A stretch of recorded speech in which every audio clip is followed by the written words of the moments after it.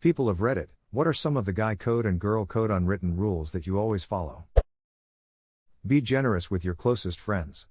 Buy them an occasional beer or their favorite soft drink without keeping score of whose turn it is to pay.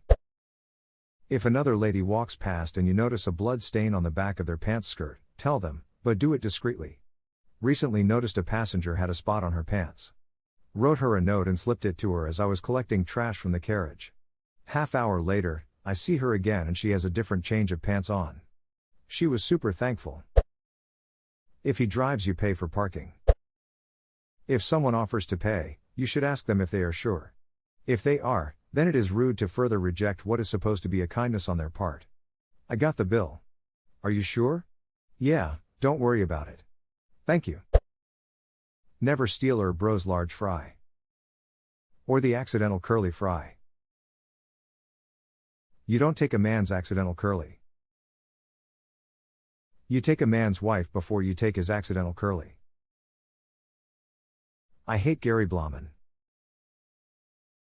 Frown. If your friends help you move, you are expected to A. Be packed already. And B. Provide pizza and beer. Lamau. I hate how many times I've showed up to help friends move and they have nothing packed and not enough boxes. What should take a couple hours turns into an all-day marathon. The trick is to have your own cutoff time, and if it makes you feel better, make up a reason you need to leave. I can be there at noon, but I have a dentist appointment at 4. If you say this ahead of time, they will think, cool, should be done before 4. It won't be, but it won't be your problem. That way it doesn't much matter what stage of packing they are in, you help, you leave.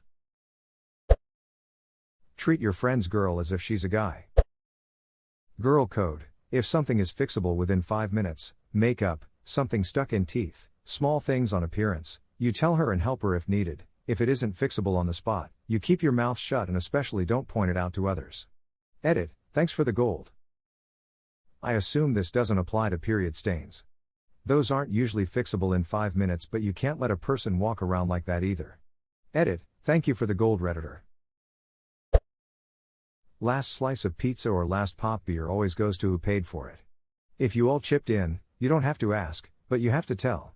And never take both in the same hangout, no matter what the earlier rules say. Never mess with the music in another person's car. Don't care how crap you think their taste is. If you know someone else had a regrettable hookup, no you don't. Not even if you fall out and become enemies. You don't remember.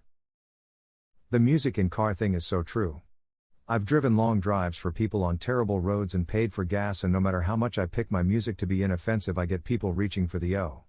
When I politely decline their music, they get mad. More people should respect the O. Agreed. Recently I went to San Diego Comic-Con with a couple friends of mine. One of said friends is notorious for being extremely picky in his taste of music.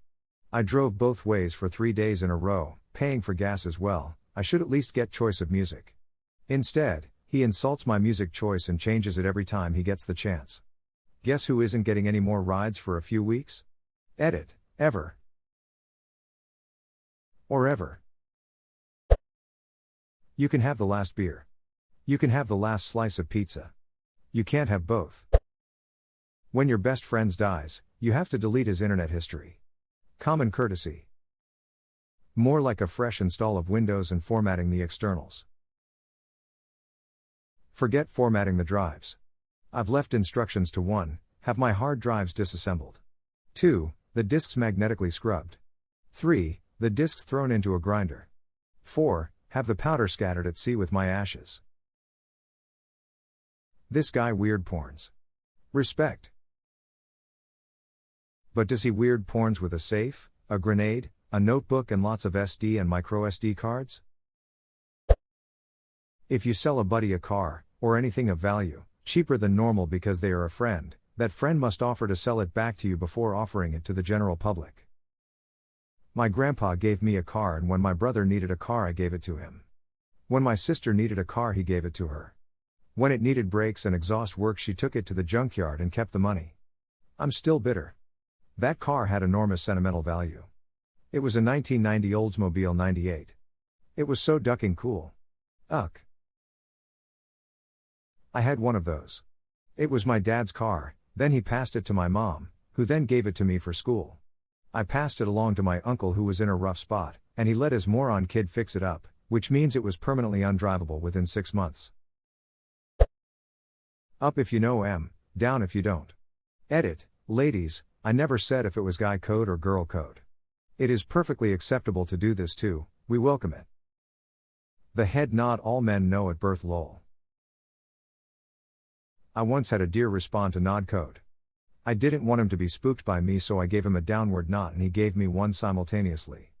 I continued on my way and he was not at all bothered by me even though I came within 3 to 4 feet. Dear bro is chill as duck. Next time he sees him he should definitely upwards nod cause they brothers now. Brothers before does. Unless you are asked and willing to provide further details, keep remarks about the time you spent with someone vague and borderline childish. Example, you've spent a night with your GF, you did everything from oral, to new positions, to using some of her toys. Your description and summation of all these events can be stated as I got some. You absolutely never share a glass of milk with another man. This is odd, I've never seen such a foreign concept brought to my doorstep that I immediately agreed with.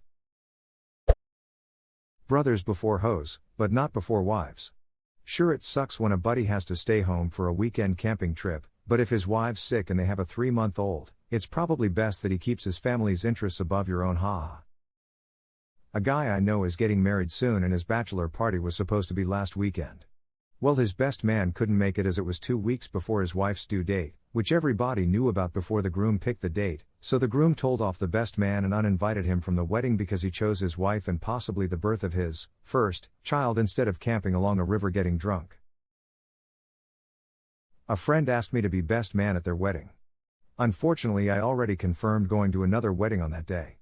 So my friend moved his wedding day 1 day forward. Tongue brothers all the way. If their bedroom door open, be careful to sound your approach before popping in. Never know what he's up to. That's why I always whip open doors, to catch people in the act. Edit, holy buckets, my most popular comment ever. What if you excite them even more? That's great then.